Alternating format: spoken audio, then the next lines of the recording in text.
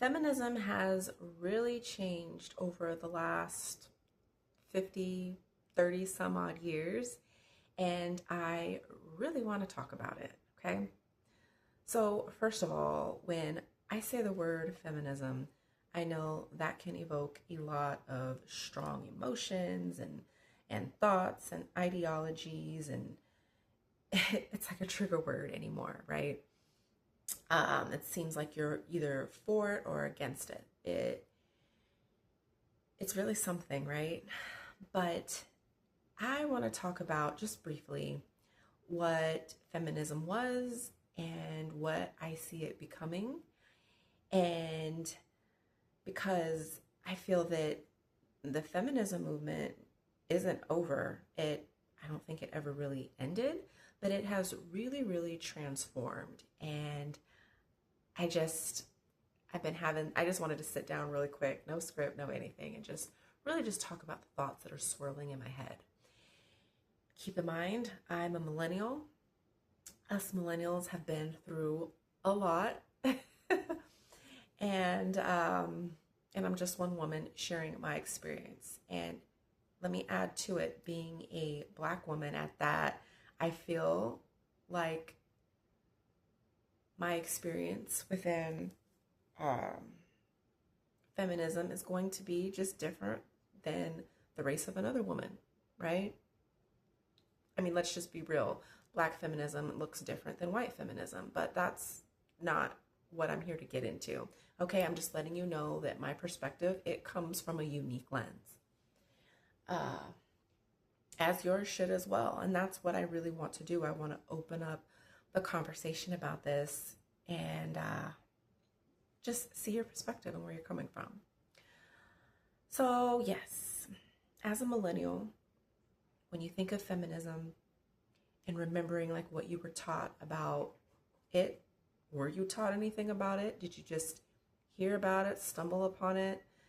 For me, uh, you know, within school, I just learned kind of like the basics of it came about during, it was one of the wars. I don't remember which one. I want to say it was one of the world wars, right? And the men were away at war, and the women had to stay and keep America running, right? And that was really what I was taught. That was like the spark of it, right? Women really kept things up and going. And, you know, each woman was unique. Some were like, hey, I can do this by myself.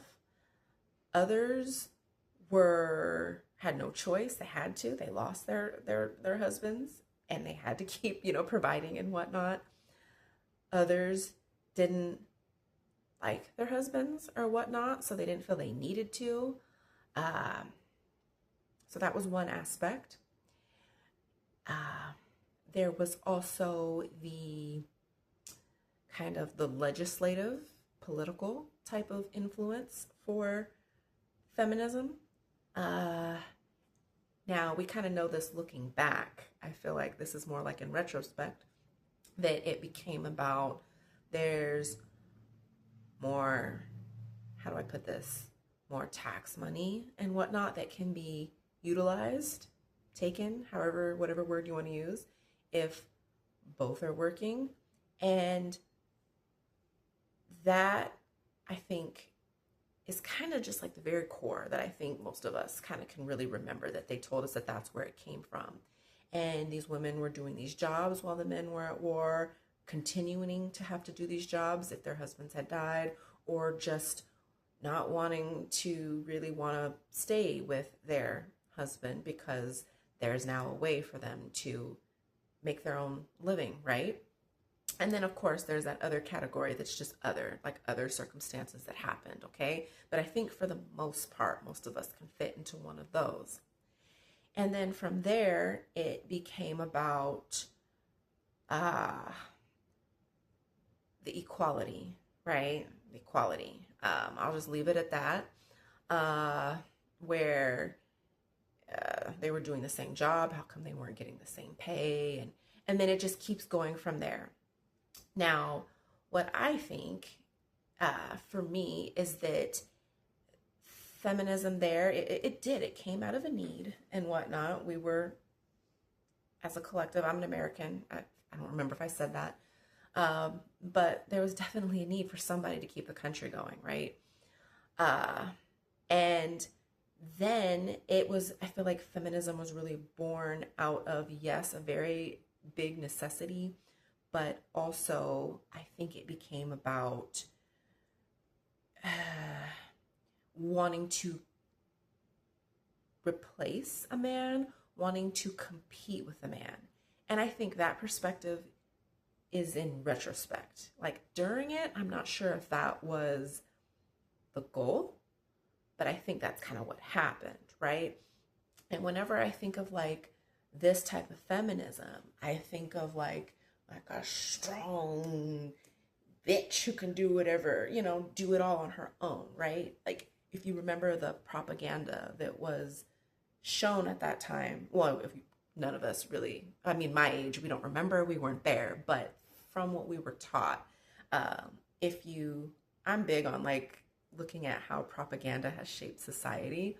So I tend to cue into those things. So if you look at the propaganda that was shown to the people at that time, it was, well, I forget what her name was. It was Sally, but she had the bandana tied up. She had her hair up. She had her arm. Well, she was looking this way, and she's real strong, right? And that became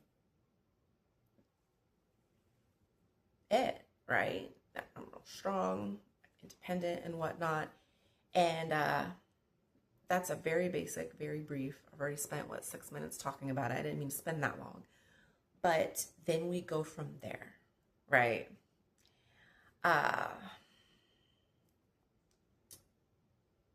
Okay. So now if you're into history and things like I am, if we're looking at the timelines of this, we get into the Reagan administration and all of that. And this is where things I feel like get a little different for, me as a Black woman, is that's where, and now if you want to fact check me and the purpose of this is not to be factual in just super, crazy about my facts. What I'm pretty much trying to get at, I mean, I want to be accurate, but what I'm getting at is that there was also like a campaign and whatnot, I believe, put in to kind of separate, specifically also in the Black community. Like Black women were, how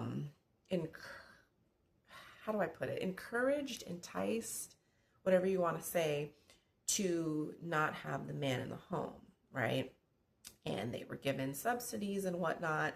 And then there was certain substances that were put into certain communities, and the rest is kind of history, right?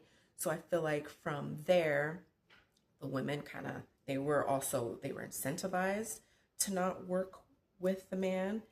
And then they were also left to, I don't want to say left, I'm trying to be careful with my words, but it is what it is. They were put in a situation where the single motherhood type of things started to become normal, if you will. I don't know why I feel so like apprehensive talking about that. You can kind of feel it in my tone, but hey, it's part of the history, right? So again, what was feminism then and what is it now? So it kind of, like I said, it was born out of this need, out of wanting to have rights. And you'll have women come through and say that we couldn't vote, we couldn't do this, we couldn't do that. So it came out of wanting that equality, right? Let me take a deep breath. So then we kind of come to in the middle, so life happened, right? And then you come to the millennials. And I think about, what I was taught about, that's everything I was taught pretty much for the basic part. And then it was like, I think about like just how I was raised, and this is kind of what I want us modern feminists to, well, actually, let me say this. So now, So that's where we were. And then now we flipped to, I'm sure you've seen the feminine content, the rise of the divine feminine, which a lot of it I love, you know? It's in response to the high single motherhood households, the high divorce rate, the large amount of just single women who, you know, wanted to spend their 20s doing what they wanted. And now that they're in their 30s, they're finding themselves wanting, let me put it this way, women are just having a choice. That's how I see it. You just get the choice. There's no longer just one path for you. And that was what the old feminism fought for, right? But now the new feminism is kind of like they want an aspect of the old back, but with a new twist on it. I don't know. You tell me what it is. Because to me, when I look at it, I'm like, it feels like we have to be in one or the other. There's no gray area. And I know that whenever people have been traumatized, they tend to get into very black and white thinking. And let's be clear. Women have been traumatized just as a whole. Everybody's been traumatized, but we're talking about women right now, and black women specifically. But I mean, all women really, but I can only talk from a black woman's perspective because I am a black woman. But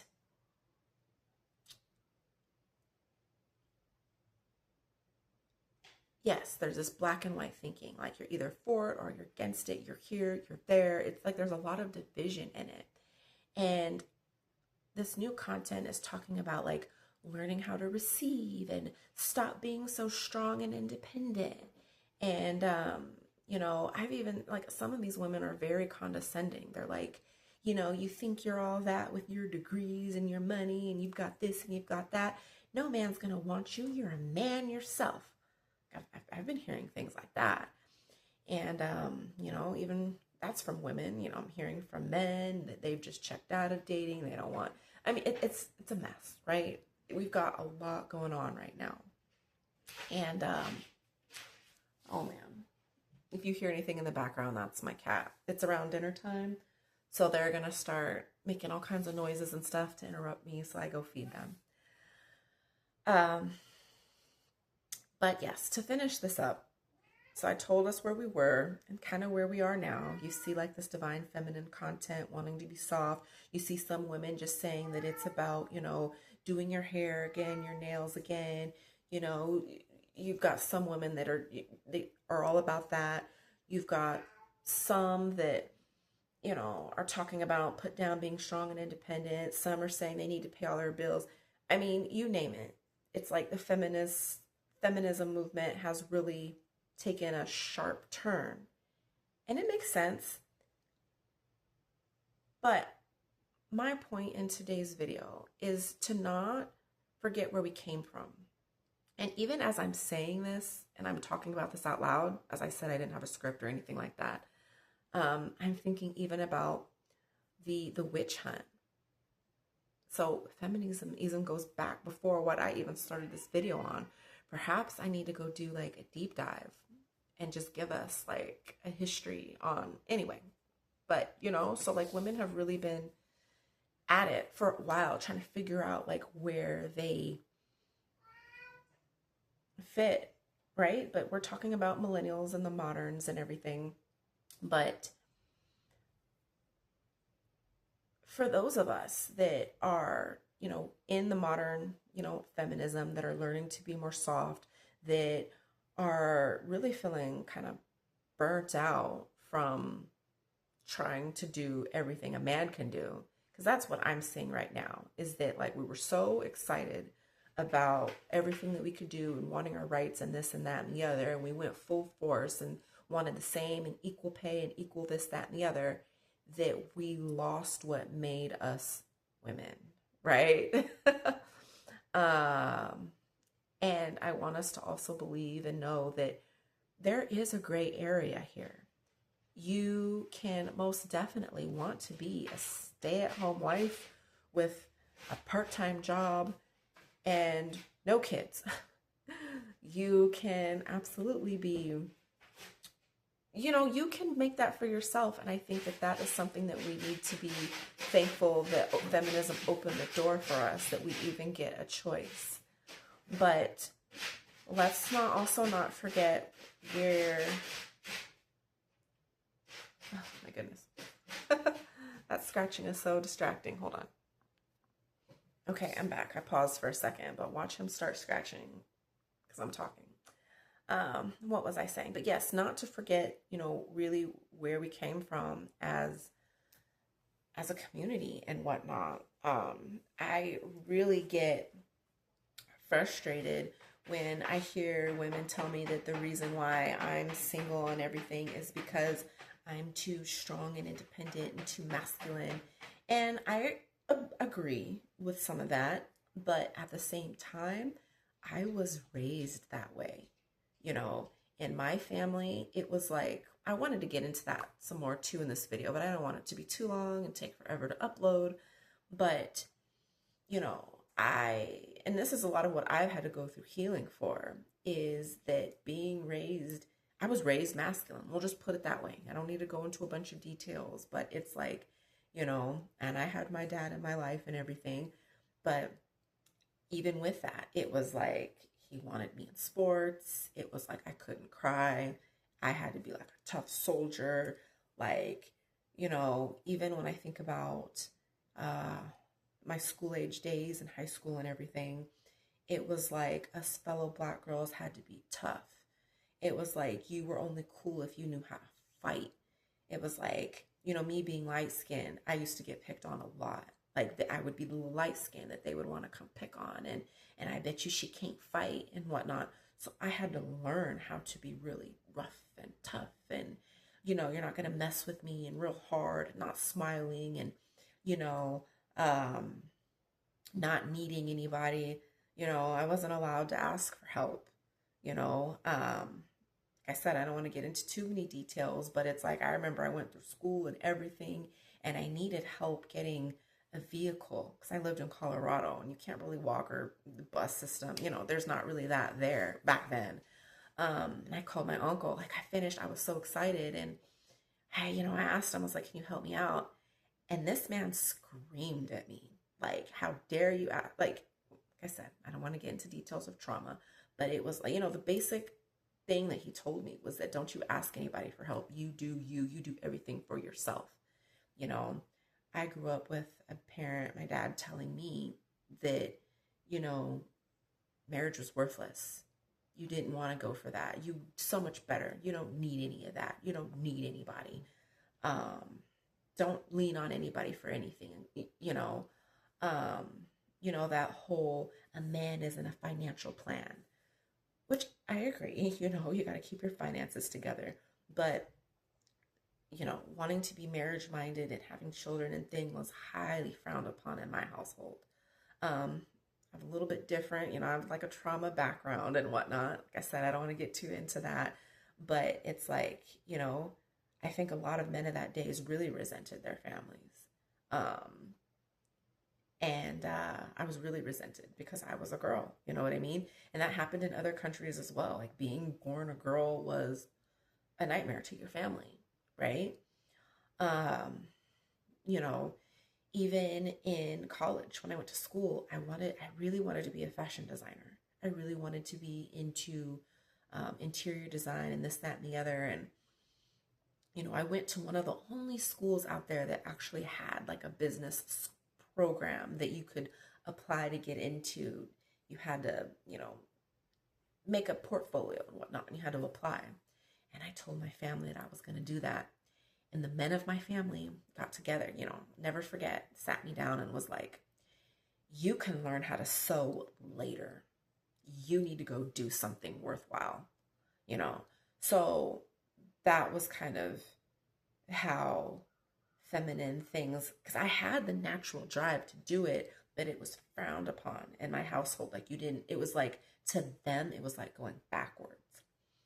And like even a lot of my hobbies, and I like to get in the garden. I'm not very good at it yet, but I've got a little stalk of corn growing back there. Maybe I'll show you one day, but I'm really trying to get into gardening. And like I said, the modern feminism. I'm really coming back to all those things. And, you know, my dad will come over to my house and he'll look around and he'll be like, your grandmother used to do all this. Your grandmother did that. Oh, she like, you know, like I said, I have a little bit of a trauma background and we're very low to no contact for this reason.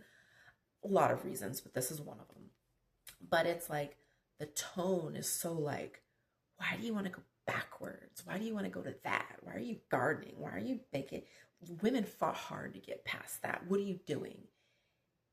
And my point being is that when you're watching this content, if you're a femininity creator and you're telling these women to get soft and the reason they can't find a man is because they're this and they're that and blah, blah, blah, keep in mind that a lot of us were raised out of that, right? To this day, my dad walks in and he's like, what the heck? Why are you doing all this? Why aren't you, you know?